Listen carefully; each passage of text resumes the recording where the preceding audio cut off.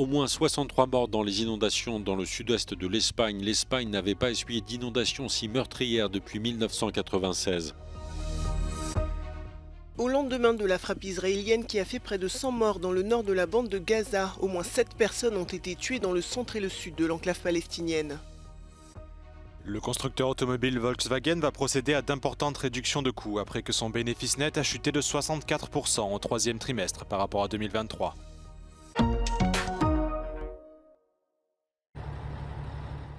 Terrible bilan des inondations qui ont frappé le sud-est de l'Espagne. Au moins 63 personnes sont mortes et de nombreux villages sont encore coupés du monde. Les autorités de la communauté de Valence parlent d'une situation sans précédent. Ce sont les inondations les plus meurtrières qu'ait connues l'Espagne depuis 1996. Les services météorologiques ont émis une alerte pluie dès mardi soir. L'Espagne et la région de Valence subissent régulièrement en automne le phénomène de la goutte d'or qui provoque des pluies soudaines et violentes. La mairie de Valence a annoncé la fermeture des écoles et des jardins publics. Tous les événements sportifs sont annulés. À l'aéroport de Valence, une douzaine de vols a été détournée et les liaisons ferroviaires grande vitesse avec Madrid sont suspendues. Mardi, un train grande vitesse a déraillé en raison des intempéries en Andalousie. L'accident n'a fait aucun blessé.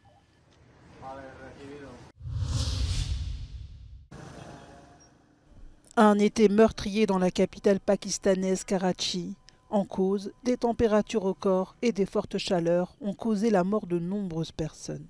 Le thermomètre a grimpé jusqu'à 47 degrés Celsius. Comme dans la province de Sindh, où les médecins ont dû traiter des milliers de victimes pour des coups de chaleur. Face à cette situation, les autorités avaient demandé à la population de rester chez elle, de s'hydrater et d'éviter les déplacements inutiles. D'après un groupe d'experts de la Banque mondiale sur le changement climatique, le Pakistan se réchauffe beaucoup plus vite que la moyenne mondiale, avec une augmentation potentielle de 1,3 à 4,9 degrés Celsius d'ici les années 2090. With our evidence, what we're seeing is that climate change is a fundamental health issue. We have reached record, very concerning new levels in the latest year of data. To give you an example, we're seeing that the death of a very vulnerable age group of people over 65 years of age that is due to extreme heat exposure have increased. We're also seeing, as a result of extreme heat exposure, that people's capacity to work outdoors is increasingly limited and the health of workers is being put at risk. Le 8e rapport annuel sur les indicateurs du Lancet Countdown révèle que le décès lié à la chaleur continue d'augmenter et pourrait un jour dépasser les décès liés au froid. En 2023, la population a été exposée en moyenne à 50 jours de plus que prévu de températures dangereuses pour la santé. D'après ce rapport, les vagues de chaleur et les sécheresses bien plus fréquentes ont augmenté de 151 millions de personnes en situation d'insécurité alimentaire dans 124 pays en 2022. Almost 50% of the global land area is now affected by extreme droughts. And we've seen what this looks like in terms of the threats to people's health in cases like we've seen in Somalia, in the Horn of Africa, that acute hunger situation that was exacerbated by the drought. In South America, where I'm from, a record drought over the past year or two has led to also devastating impacts on our agricultural system. It has also isolated communities in the Amazon that rely on rivers to move around. So the health implications of all of that are enormous. À l'approche de la COP29 qui se tiendra à Bakou en Azerbaïdjan, les auteurs du rapport appellent les gouvernements à cesser d'investir dans les combustibles fossiles et à réorienter les fonds vers les énergies renouvelables.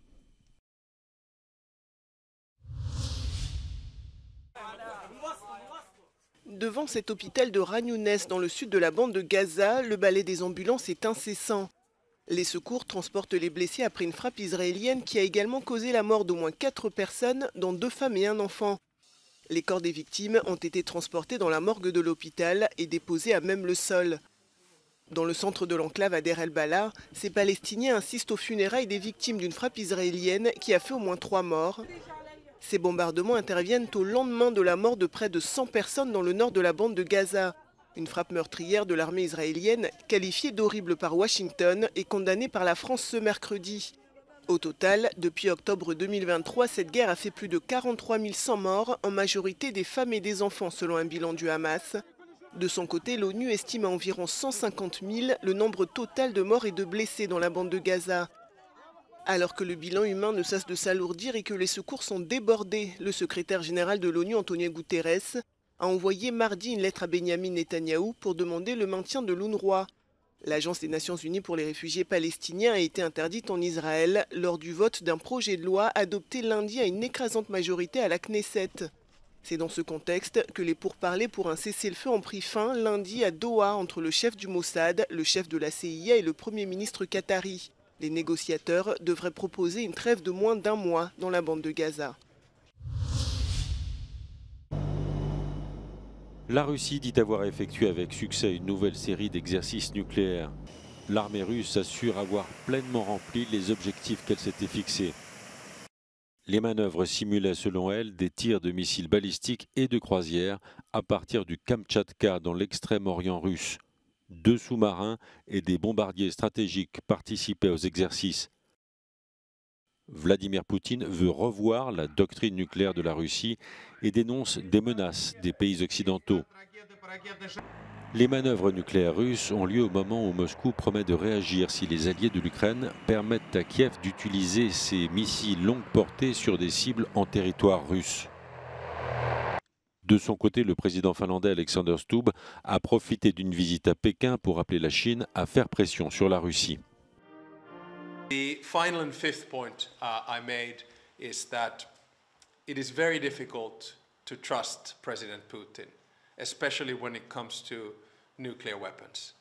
And that's why it's extremely important that a major power such as China keeps on having dialogue with Russia and make sure that we can de-escalate as much as possible. Les exercices nucléaires russes se sont déroulés au moment où un premier contingent de soldats nord-coréens a été repéré à proximité immédiate de l'Ukraine. Kamala Harris a tenu un grand meeting de campagne à Washington devant des dizaines de milliers de personnes. La rivale de Donald Trump s'est posée en rassembleuse, invitant les Américains à en finir avec les divisions. La candidate démocrate a prononcé son discours sur le lieu même où Donald Trump s'était exprimé face à ses partisans, peu avant l'assaut du Capitole en janvier 2021. I pledge to seek common ground and common sense solutions to make your life better. I am not looking to score political points. I am looking to make progress. I pledge to listen to experts, to those who will be impacted by the decisions I make, and to people who disagree with me. Unlike Donald Trump, I don't believe people who disagree with me are the enemy. He wants to put them in jail. I'll give them a seat at the table. Kamala Harris s'est engagée à placer le pays au-dessus des partis et de l'égoïsme. Elle a ensuite égrené ses principaux objectifs politiques, parmi ses promesses, l'extension de la couverture des soins de santé à domicile, l'augmentation de logements et le rétablissement de l'accès à l'avortement dans l'ensemble du pays. Il y a quelques jours, lors du meeting au Madison Square Garden à New York, Donald Trump et son camp ont étrillé Kamala Harris. L'ancien président a accusé la vice-présidente d'avoir détruit les États-Unis. Certains de ses invités sur scène ont tenu des propos racistes. Le constructeur automobile Volkswagen va procéder à d'importantes réductions de coûts, alors que l'entreprise allemande a annoncé mercredi une forte baisse de ses bénéfices au 3e trimestre. Volkswagen est par ailleurs confronté à la colère des représentants des salariés suite à l'annonce de la fermeture de 3 usines du constructeur en Allemagne. Die Lage spitzt sich weiter zu.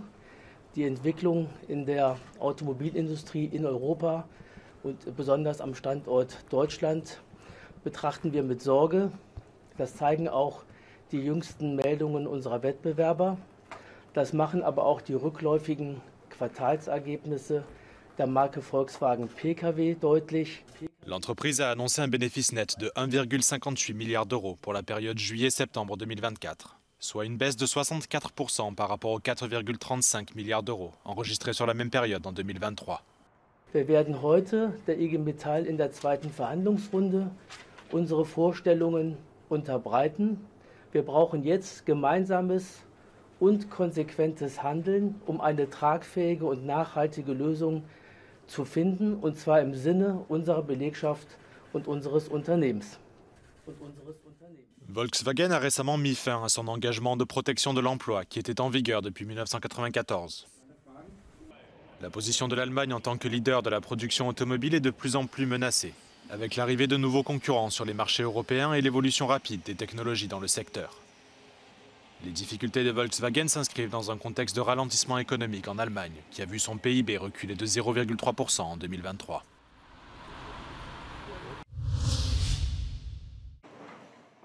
La Pologne a rouvert ses discussions sur le commerce dominical à la suite des appels des consommateurs en faveur d'un jour supplémentaire pour faire des courses. Depuis 2018, plusieurs activités liées au commerce le dimanche sont interdites, mais les experts estiment que l'évolution des habitudes des consommateurs montre qu'il est nécessaire de réexaminer cette réglementation.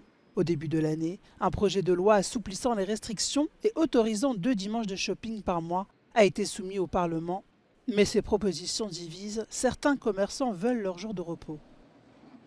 Ja jestem za tym, żeby w ogóle handel był zamknięty w niedzielę, nie? Nie oszukujmy się, ale ekspedientki, pracownicy, którzy pracują w handlu, mają czas też na odpoczynki. A jak będzie w niedzielę wszystko potwierane, to my nie mamy też czasu na to. Selon l'Association des commerçants polonais, la proposition visant à rétablir le commerce dominical devrait inclure certaines restrictions, comme la réduction des heures d'ouverture des établissements. Il a également été suggéré de doubler le salaire des employés qui travailleront le dimanche, ou encore de leur accorder un jour de congé supplémentaire.